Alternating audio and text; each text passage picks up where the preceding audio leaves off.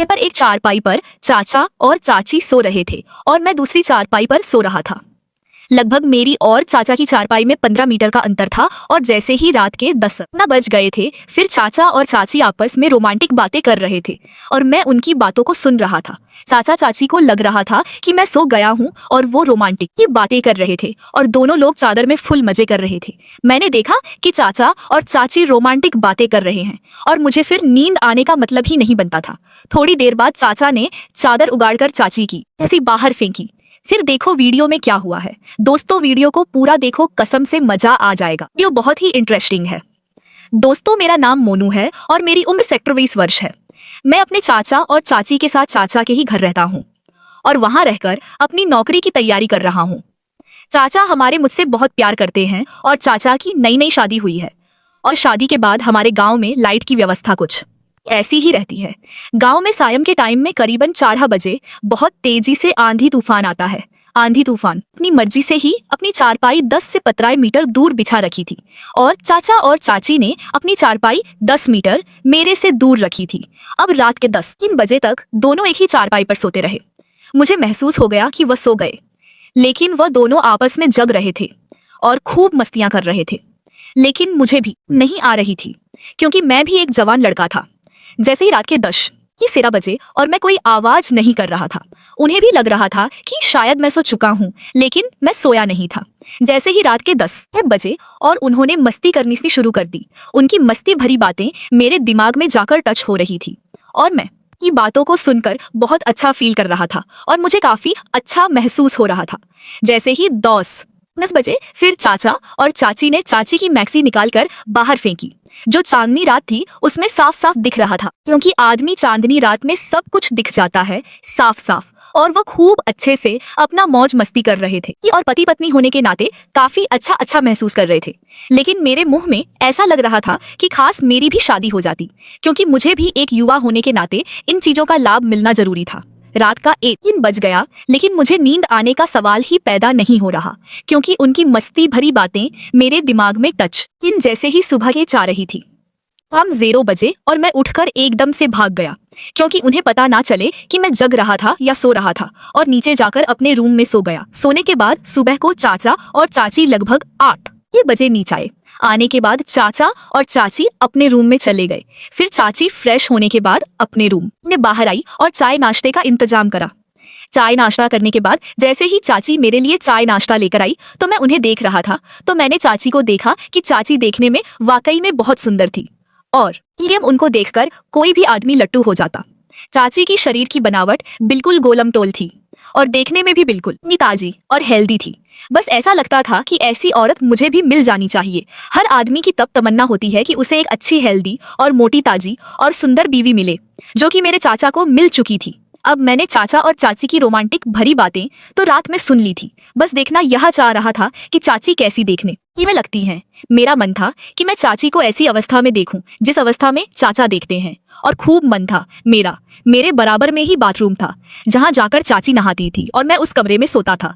जैसे ही मुझे पता चल जाता था कि बाथरूम में कोई नहा रहा है, क्योंकि उसकी पानी की छनक मेरे कमरे की आवाज पहुंचती थी और मैं देखना चाहता था कि चाची कैसी लगती है देखने में।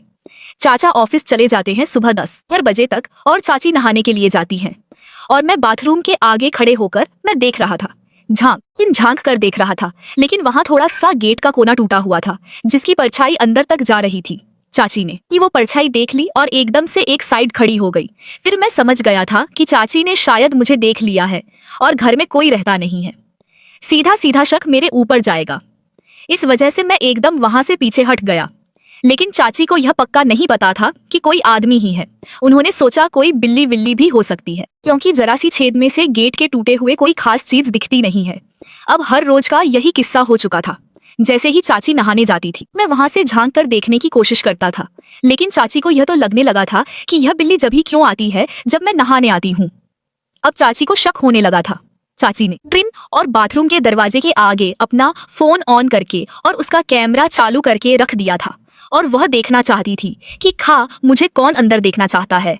और जैसे ही वो कैमरा रख दिया उन्होंने और मैं जो है नहाने को, कि जब वो गई फिर मैं पीछे से जाता हूँ और जाने के बाद मैंने जब देखा तो चाची समझ गई थी।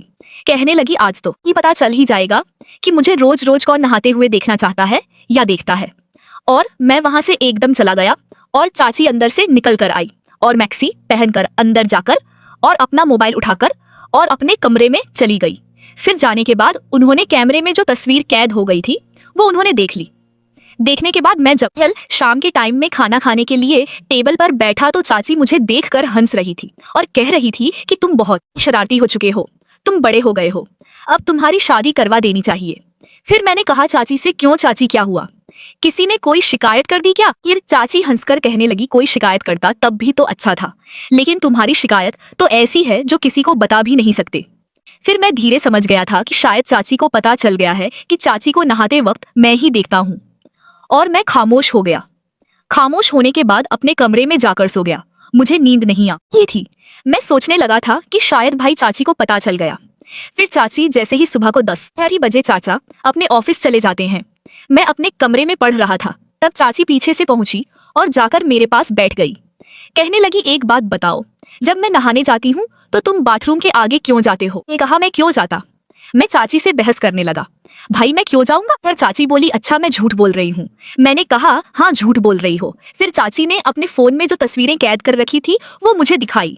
देखने के फिर बाद मेरे तो पैरों की जमीन निकल गई। मैं सोचने लगा भाई यह औरत बहुत ही चालाक है और यह ऐसे कब्जे में नहीं आएगी। और मैं सोचने लगा था यार यह बात खत्म हो जाए। यह बात चाचा तक नहीं पहुंचे, क्योंकि चाचा तक अगर बात पहुंच गई तो मामला बहुत खराब हो जाएगा। फिर मैं चाची से कहने लगा, मैं चाची आपके हाथ जोड़ता हूँ, कहो तो मैं आपके पैर पकड़ता हूँ। ये बात चाचा तक नहीं पहुंचनी चाहिए, बस मुझसे गलती हो गई, मैं यही माफी मांगना चाहता हूँ और यही बात खत्म करना चाहता हूँ। फिर चाची कहने लगी अच्छा एक बात बताओ, तुम क्या देखना चाहते थे? मैं हंसा और हंसने के बाद चाची से पूछने लगा चाची आप मुझे माफ करना चाहती हो या ऑफर देना चाहती हो? या फिर चाची जी भी बहुत जोर से हंसी। कहने लगी ऑफर की बात नहीं है, मैं ये कहना चाह रही हूँ तुम देखना क्या चाहते हो ये भी तो मुझे बताओ। अरे तुम झांक झांक कर देखना चाहते हो, मैं तुम्हें सब कुछ अभी दिखा दूं और कहो तो। फिर मैं बिल्कुल चुप गया।